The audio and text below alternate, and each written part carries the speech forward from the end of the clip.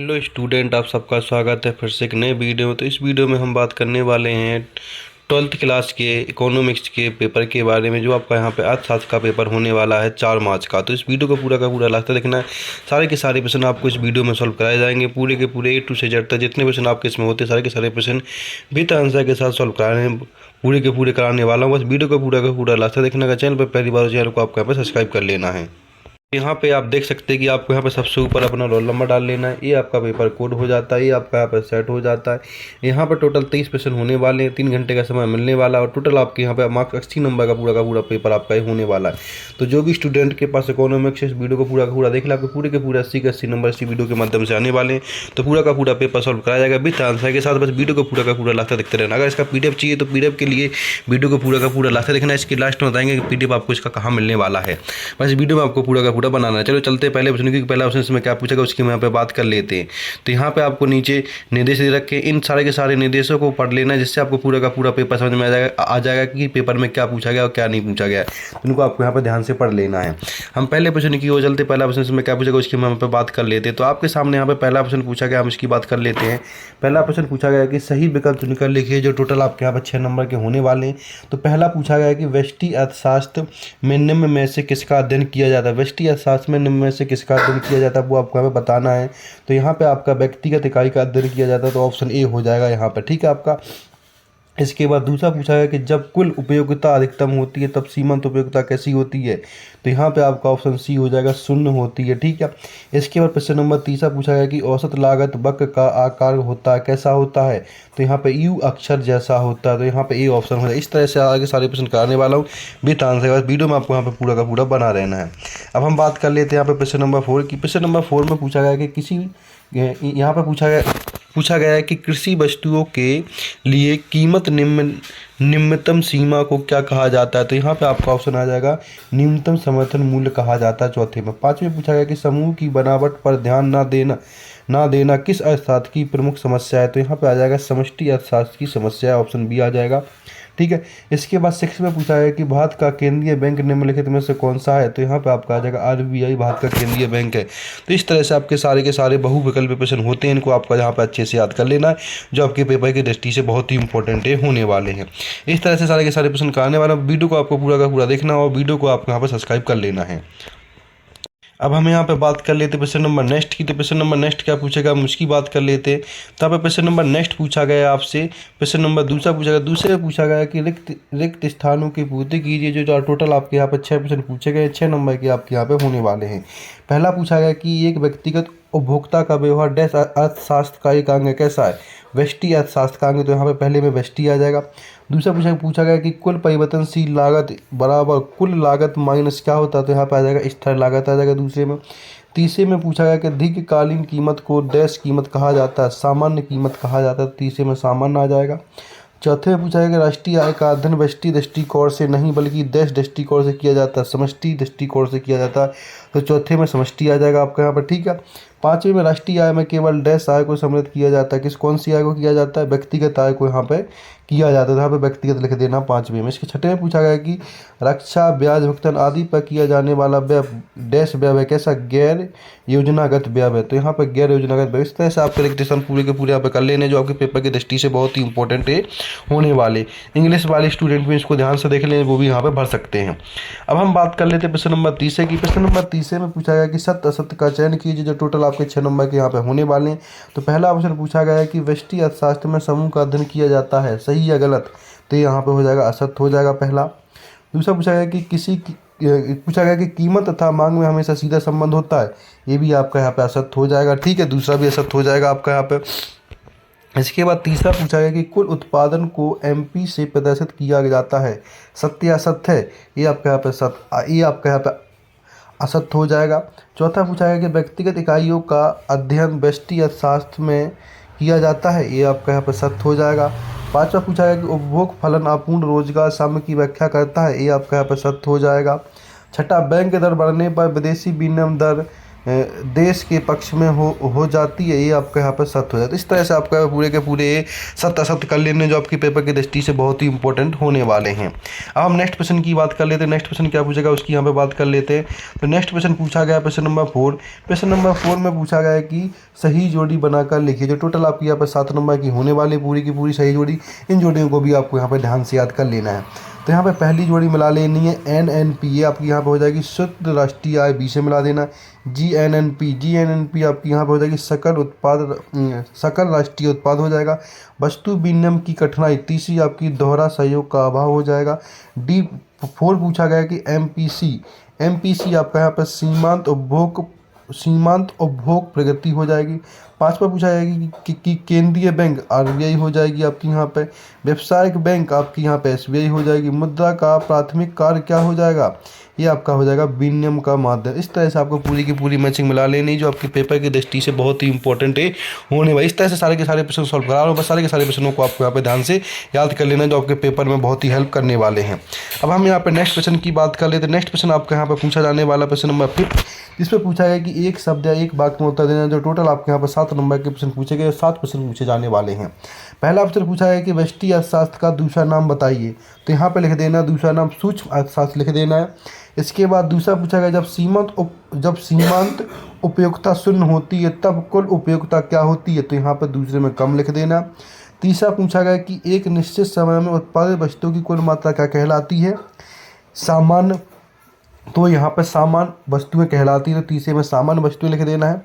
चौथा पूछा है कि प्रति इकाई लाभ का सूत्र लिखिए। ये आपको यहाँ पर PDF में मिलने वाला है, थोड़ा लंबा सूत्र है इसलिए इसका PDF में मिल जाएगा। इसके बाद यहाँ पे व्यष्टि और समष्टि अर्थशास्त्र का एक दूसरे से संबंध क्या है, ये भी आपका लॉन्ग क्वेश्चन होने वाला है। इसका भी आंसर आपको PDF में मिल जाएगा। PDF आपको यहाँ पे देख लेनी है। आपको PDF का लिंक वीडियो के नीचे मिल जाएगा, तो वहाँ पे आप टेलीग्राम ज्वाइन करिए, वहाँ पे आपको इसके PDF में आंसर मिल जाएगा। क्वेश्चन नंबर 6 पूछा गया कि GDP का पूरा नाम क्या है। तो यहाँ पे आपको लिख देना ग्रॉस डोमेस्टिक प्रोडक्ट लिख देना आपको यहाँ पे 6 में।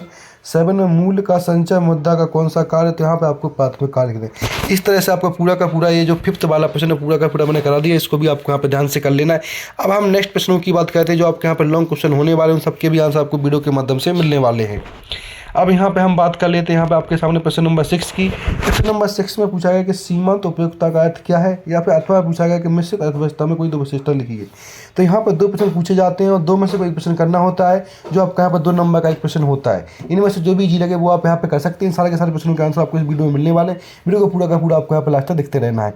इसके बाद प्रश्न नंबर 7 पूछा गया कि उत्पादन संभावना वक्र का ढाल कैसा होता है, यह क्या बताता है, इसके बारे में बताना। या फिर अथवा पूछा गया कि अवसर लागत की अवधारणा को समझें। इन दोनों का आंसर देख लीजिएगा आप यहाँ पे, तो देख सकते हैं यहाँ पे 6 का आंसर है, जिसमें आपको सीमांत उपयोगिता का क्या अर्थ है ये, और अथवा वाला पूछा है कि मिश्रित अर्थव्यवस्था की कोई 2 विशेषता बताइए। तो दोनों के दोनों प्रश्नों का आंसर यहाँ पे ये आपके सामने नीचे वाला अथवा का प्रश्न हो जाएगा। इस तरह से प्रश्न नंबर 6 आपको जो भी जी लगे वो आप यहाँ पे कर सकते हैं प्रश्न नंबर 6 में। इसके बाद प्रश्न नंबर 7 में देख लीजिएगा। 7 में यहाँ पे पूछा गया था कि उत्पादन संभावना का वक्र ढाल क्या है, या फिर अथवा में पूछा गया कि अवसर लागत की अवधारणा क्या है। इन दोनों में से कोई प्रश्न कर लेना था आपको यहाँ पर, अथवा आप 2 में से कोई प्रश्न कर सकते हैं, जो भी जी लगे वो आपके लिए इंपॉर्टेंट यहाँ पे हो जाए। इसके बाद नेक्स्ट प्रश्न की बात कर लेते हैं, प्रश्न नंबर 8 की बात कर लेते हैं। प्रश्न नंबर 8 में पूछा गया कि सीमांत लागत तथा औसत लागत में कोई 2 अंतर लिखिए, या फिर आपको यहाँ पे परिवर्तनशील लागत का अर्थ बताइए। इसके बाद प्रश्न नंबर 9 में पूछा गया कि बाजार संतुलन का आशय क्या है, इसको बताइए। आप मांग में कमी से कीमत कैसे प्रभावित हुई, ये बताइए। इन दोनों में से कोई प्रश्न कर लेना आपको यहाँ पर। प्रश्न नंबर 8 का आंसर देखते हैं हम यहाँ पे। तो यहाँ पे देख सकते हैं आप प्रश्न नंबर 8 में सीमांत लागत बताना था, इसमें अंतर लिखना था। यहाँ पे आपको अथवा वाले में यहाँ पे परिवर्तनशील लागत का अर्थ बताना था। इन दोनों में से जो भी जी लगे वो आप यहाँ पे कर सकते हैं, जो भी आपके लिए इंपॉर्टेंट जी हो, ठीक है।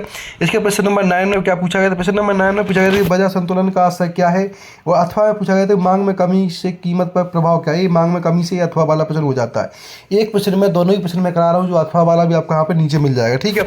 इसके बाद प्रश्न नंबर 10 की बात कर लेते हैं। प्रश्न नंबर 10 में पूछा गया कि यहाँ पर पूछा गया कि सकल राष्ट्रीय उत्पाद से आप क्या समझते हैं, बताइए। यहाँ पर अथवा पूछा गया कि राष्ट्रीय आय को मापने की विधियों के नाम बताइए। इन दोनों में से कोई प्रश्न कर लेना आपको यहाँ पे। या प्रश्न नंबर 11 RBI की कोई 2 कार्य लिखिए। या अथवा में एक देश का केंद्रीय बैंक किन रीतियों से साख को नियंत्रित करता है, ये बता दीजिए। प्रश्न नंबर 12 की बात कर लेते हैं। प्रश्न नंबर 12 में पूछा गया है कि सीमांत उपभोग प्रगति को परिभाषित कीजिए, या फिर सामूहिक मांग से आप क्या समझते हैं। तो यहाँ पे हम प्रश्न नंबर 10 का आंसर देख लेते हैं। प्रश्न नंबर 10 में पूछा गया था सकल राष्ट्रीय आय क्या है, इसका हम यहाँ पे आंसर देखने वाले। तो यहाँ पर प्रश्न नंबर 10 का आंसर देख लीजिएगा। इसमें आपको यहाँ पर सकल राष्ट्रीय उत्पाद का अर्थ बताना था, या फिर अथवा में राष्ट्रीय आय को मापने की विधियाँ बतानी थी। इन दोनों में से कोई प्रश्न आपको यहाँ पे कर लेना था, ठीक है, जो जी लगे आपके लिए। प्रश्न नंबर 11 की बात कर लेते। 11 में पूछा गया कि आरबीआई की कोई दो कार्य लिखी, या फिर अथवा में पूछा गया कि केंद्रीय बैंक द्वारा साख नियंत्रण की विधियाँ बताइए। इन दोनों में से कोई प्रश्न आपको यहाँ पे कर लेना है, ठीक है। अथवा वाला नीचे आपके सामने। प्रश्न नंबर 12 में पूछा गया था कि सीमांत उपभोग प्रवृत्ति की परिभाषा बताइए, या फिर अथवा में पूछा गया था कि सामूहिक मांग का अर्थ क्या है। इन दोनों में से कोई प्रश्न कर लेना, जो भी इजी लगे आप वो आप यहाँ पे कर सकते हैं, जो आपको याद करने में जी वो इनमें दोनों में से कोई प्रश्न आप यहाँ पे कर सकते हैं। अब हम बात कर लेते हैं यहाँ पे प्रश्न नंबर 13 की बात। प्रश्न नंबर 13 में क्या पूछा गया उसकी बात कर लेते हैं। प्रश्न नंबर 13 में पूछा गया कि राष्ट्रीय आय गणना की किन्हीं दो विधियों के नाम बताइए, या फिर अथवा में सरकारी बजट के कोई दो कार्य उद्देश्य लिखिए। इसके 14 में अल्पकाल तथा दीर्घकाल किसे कहते हैं इसके बारे में बताइए, या फिर बजट रेख किसे कहते हैं इसके बारे में बताइए। तो इनमें देख लेते हैं प्रश्न नंबर 13 का आंसर क्या है। तो यहाँ पे प्रश्न नंबर 13 का आंसर देख सकते हैं, जहाँ पे आपको राष्ट्रीय आय की गणना की विधियां बतानी थी ये, या अथवा में आपको यहाँ पे सरकारी बजट के उद्देश्य बताने थे। इन दोनों से प्रश्न कर लेना है, आपके 2 नंबर यहाँ पे पक्के हो जाते हैं। प्रश्न नंबर 14 में पूछा गया था कि अल्पकाल की परिभाषा बताइए और दीर्घकाल की परिभाषा बताइए। अथवा वाले प्रश्न में पूछा गया था कि बजट रेखा क्या है, इसके बारे में बता देना आपको यहाँ पर, ठीक है। अब हम प्रश्न नंबर नेक्स्ट की बात कर ले। प्रश्न नंबर नेक्स्ट आपका यहाँ पे 15 हो जाता है। 15 में पूछा गया कि अनाधिमान वक्र किसे कहते हैं। अथवा में पूछा गया कि अनाधिकार मानचित्र बताइए, इसका मानचित्र बना देना है। प्रश्न नंबर 16 में व्यष्टि अर्थशास्त्र की कोई 3 विशेषताएं लिखिए, जो आपका यहाँ पर 3 नंबर का होने वाला 16 से। अथवा पूछा गया कि किसी अर्थशास्त्र की 3 केंद्रीय समस्याओं का उल्लेख कीजिए। प्रश्न नंबर 17 में पूछा गया पूर्ण प्रतिस्पर्धा के कोई 3 लक्षण बताइए, या फिर अथवा में पूछा गया कि लाभ अधिमितीकरण की कोई 3 शर्त लिखी। इन दोनों में से कोई प्रश्न आपको यहाँ पे कर लेना है। तो हम बात कर लेते हैं प्रश्न नंबर 15 में। प्रश्न नंबर 15 में पूछा जाता है कि अधिनियमकरण वाक्य क्या इसके बारे में बताइए, और अथवा में पूछा जाता है कि अनाधिकरण मानचित्र क्या इसके बारे में बताना था। तो इन दोनों में से कोई एक प्रश्न आपको यहाँ पे कर लेना, आपके 2 नंबर पक्के हो जाते हैं, ठीक है। अब यहाँ से 3 नंबर का आंसर स्टार्ट हो जाता है, जिसमें पूछा गया था कि व्यष्टि अर्थशास्त्र की 3 विशेषता लिखिए, या फिर अथवा में पूछा गया था कि अर्थव्यवस्था की कोई 3 केंद्रीय समस्याएं लिखिए। तो इन दोनों में से जो भी आपको इजी लगे वो आप यहाँ पे कर सकते हैं, जो आपकी पेपर की दृष्टि से बहुत ही इंपॉर्टेंट होने वाले हैं, ठीक है। इसके प्रश्न नंबर 17 में पूछा था कि पूर्ण प्रतिस्पर्धा के कोई 3 लक्षण लिखिए, या फिर अथवा में पूछा गया था कि लाभ अधिमितीकरण की 3 शर्तें लिखिए। इन दोनों से कोई एक प्रश्न कर लेना, आपके 2 नंबर पूरे के पूरे यहाँ पे हो जाते हैं। प्रश्न नंबर 18 की बात कर लेते हैं। 18 में पूछा गया कि न्यून मांग किसे कहते हैं, इसे ठीक करने के कोई 2 उपाय लिखिए, जो 3 नंबर का होने वाला। 19 में पूछा गया राजस्व व्यय तथा पूंजीगत व्यय में भेद लिखिए, कोई 3 भेद लिखना है, या फिर अथवा में राजस्व घाटा और राजकोषीय घाटा में भेद लिखिए, कोई 3 लिखने हैं, ठीक है। इस तरह से आपको कर लेना है। प्रश्न नंबर 20 में पूछा गया कि जब सीमांत उपयोगिता घटती है तब कुल उपयोगिता किस तरह से बढ़ती चित्र द्वारा बताइए, या फिर अथवा पूछा गया कि मांग की कीमत लोच की विभिन्न श्रेणियों की व्याख्या कीजिए। तो यहाँ पे हम इनके सबके आंसर देखेंगे। प्रश्न नंबर 18 का आंसर देख लेंगे। 18 में पूछा गया था कि यहाँ पे पूछा गया था कि समग्र मांग का अर्थ क्या है, ये बताना है। अथवा में पूछा गया कि न्यून मांग को ठीक करने के उपाय क्या है। इन दोनों से कोई प्रश्न कर लेना, आपके 2 नंबर पूरे के पूरे यहाँ पे हो जाते हैं, ठीक है। अब हम बात कर लेते हैं प्रश्न नंबर 19 की। प्रश्न नंबर 19 में पूछा गया था कि राजस्व और पूंजीगत व्यय में कोई 3 अंतर लिखने थे। तो 1, 2, 3 अंतर